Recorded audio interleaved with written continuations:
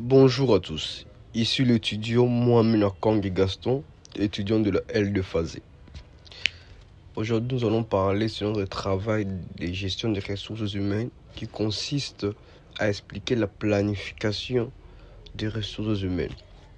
Premièrement, nous allons d'abord définir. La direction des ressources humaines est un service ou un département dans un service public ou privé qui s'occupe de la gestion du personnel.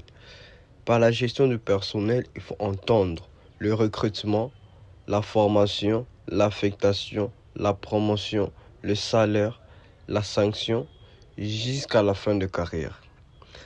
La fin de carrière peut être de plusieurs manières, soit par décès, soit par démission, soit par retraite ou par révocation. Deuxièmement, nous allons parler de l'organisation. L'organisation, ces directions ou départements est subdivisée par la suite d'une division et cette division elle-même elle est subdivisée en bureaux. Par exemple, la division du personnel. Aujourd'hui, cette division est appelée notamment le capital humain, la division de la gestion de carrière, affectation, avancement en grade, division de matériel, ou soit division de la logistique, division de contentieux administratif, qui s'occupe de la discipline, de la sanction et de la révocation. Troisièmement, nous pouvons parler du bon fonctionnement de la direction des ressources humaines. Par fonctionnement, nous entendons des attributions de chaque division et bureau.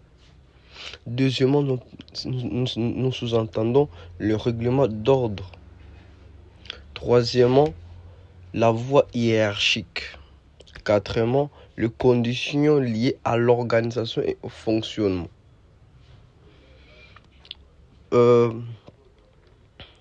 Par les attributions, nous allons premièrement la division du personnel. Ces attributions, elles s'occupent de la gestion administrative des agents, suivi des affectations, congés, retards, tenue des dossiers individuels, rédaction des actes administratifs. La division des gestions des carrières s'occupe des suivis de parcours professionnel, évaluation, avancement, reclassement de plans de carrière et mobilité, organisation de concours internes. Troisième division, c'est la division de la logistique. Cette division, c'est la logistique des ressources humaines uniquement. Car il y a une direction au-dessus de la ressource humaine, de la logistique plutôt. Cette division s'occupe de la gestion du matériel et des équipements du personnel. L'organisation logistique des formations et missions, entretien des locaux, coordination interne. La quatrième division, c'est la division du contentieux, qui suit les litiges des ressources humaines, disciplinaires, réponse aux recours, relations avec les juristes ou avocats, veille au respect des textes juridiques. Et c'est par là que nous pouvons comprendre que cette direction, elle est très importante pour l'avancement de l'entreprise ou d'un service public. Sans cette direction, il est impossible à l'entreprise ou à